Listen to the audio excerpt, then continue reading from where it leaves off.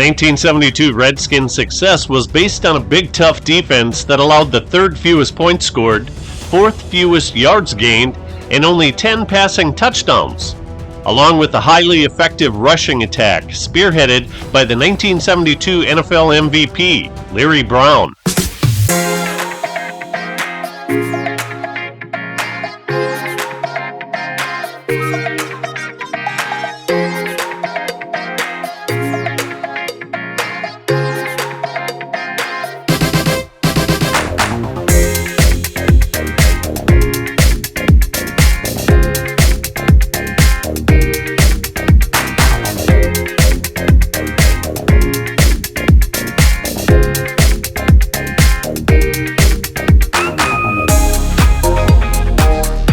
Superb blocking by running back number 31 Charlie Haraway sprung Larry Brown many times in 1972.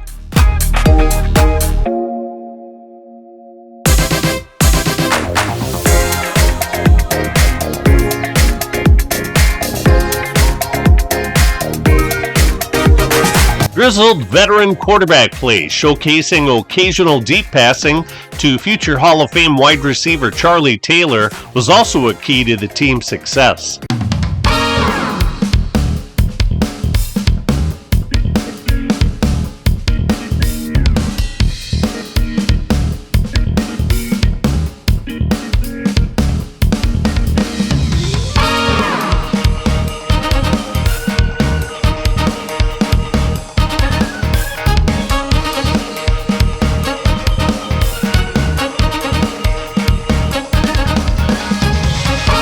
This video is about the 1972 starting players who were acquired by trade, 9, via free agency, 3, and through a sale, 1.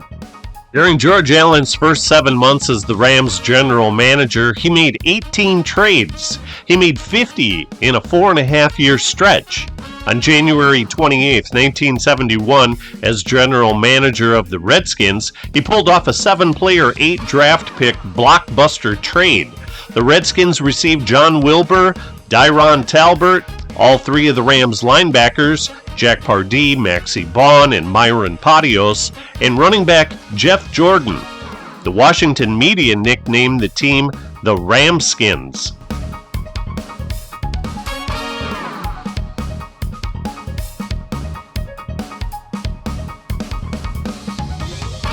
Please click the like and subscribe buttons if you haven't already, as it will help this video reach a larger audience.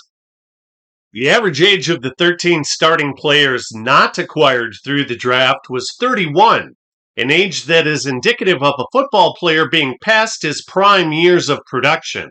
Thus, the media nicknamed the squad the Over-the-Hill Gang. Despite the advanced ages, 10 of the 13 players started all 14 regular season games. Linebacker Jack Pardee started 13 games, and here's the story about the other 2 players. Sonny Jurgensen was traded in 1964 from the Eagles involving quarterback Norm Snead. He was age 38 in 1972 and led Washington to 4 wins and 4 starts. His 84.9 quarterback rating would have been second best in the league if he had played more. Even though Washington's offensive line was terrific in pass blocking, they only surrendered 11 sacks all year. Jurgensen suffered a torn Achilles tendon after only throwing 1 pass in Week 7 against the Giants. He had surgery the following day and he was out for the remainder of the season.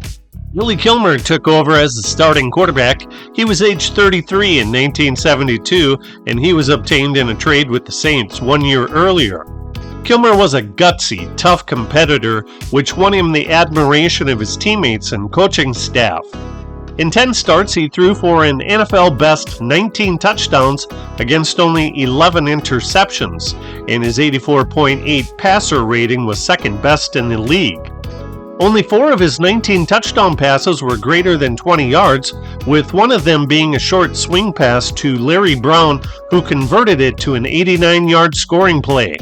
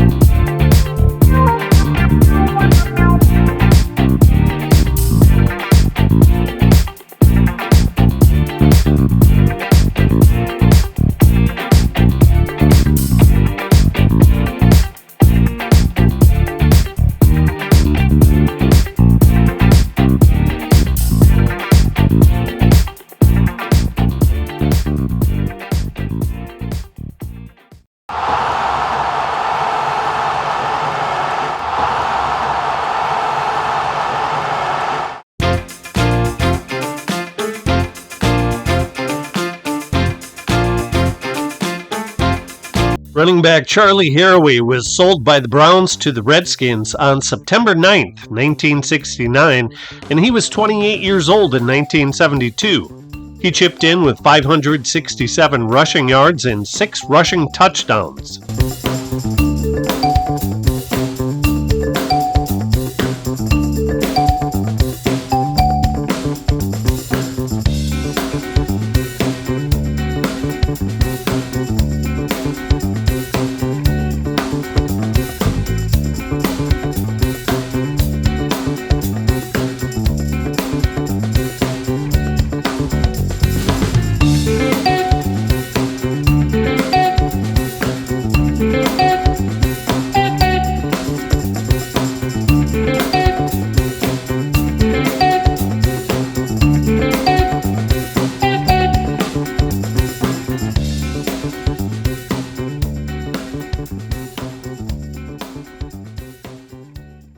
Wide receiver Roy Jefferson was the perfect complement to fellow wide receiver Charlie Taylor.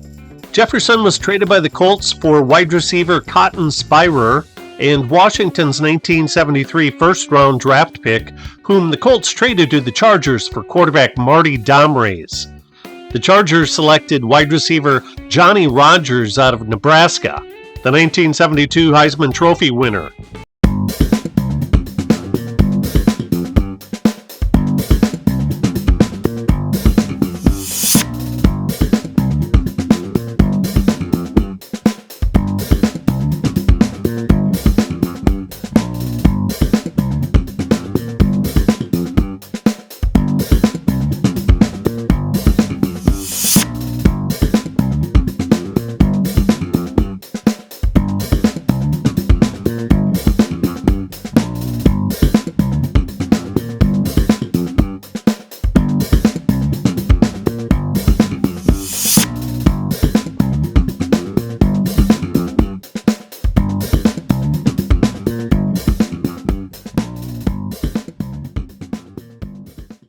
Walter Rock was considered to be a big tackle in 1972. He was 6'5", 255 pounds. Washington traded their 1969 first-round draft pick for him, and even though he was 31 years old in 1972, he played tough, inspired football. Guard John Wilbur started all 28 regular season games for Dallas in 1968 and 1969, and even though he didn't start any for the Rams in 1970, George Allen included him in that blockbuster trade noted earlier. He made United Press International second-team All-Conference in 1972. Following 3 defensive linemen were big and menacing: Verlon Biggs, Ron McDowell, and Dyron Talbert.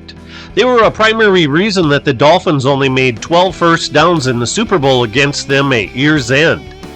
3-time AFL All-Star Verlon Biggs played out his option with the Jets and signed with Washington as a free agent in 1971.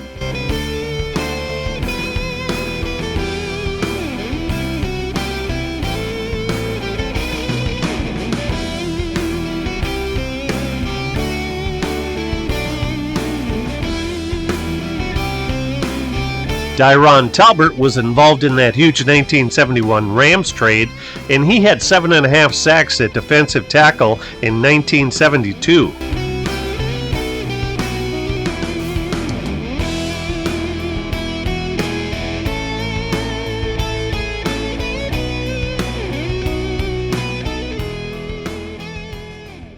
Ron McDowell was traded from Buffalo to Washington for a 1973 third-round draft pick.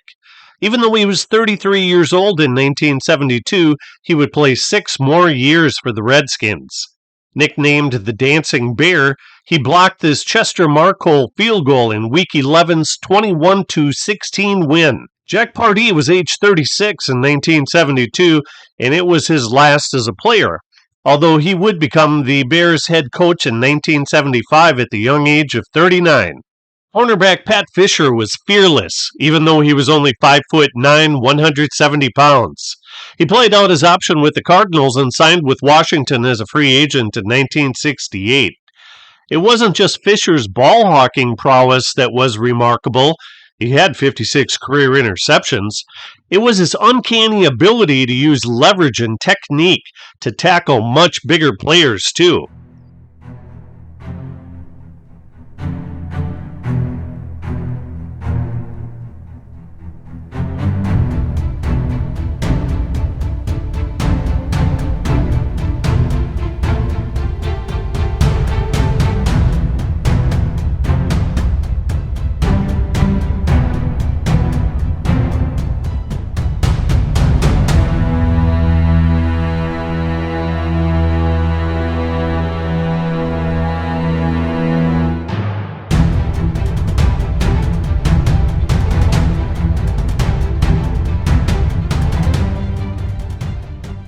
Mike Bass was a 1967 12th round draft pick by Green Bay. He was sold to the Lions later that year and signed by Washington on February 26, 1969, after the Lions released him. In Week 2, Bass returned this blocked field goal attempt 32 yards for a touchdown.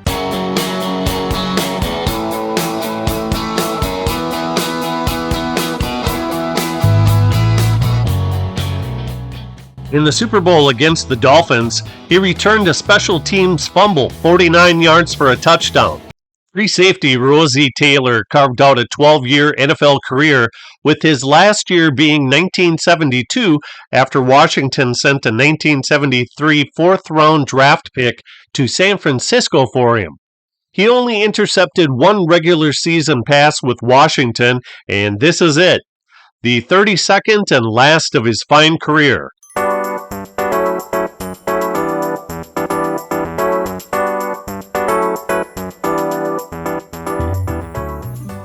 Head coach George Allen was a magnificent motivator, and his stout defense was the key to limiting the Packers to only 3 points in the Redskins' divisional playoff win.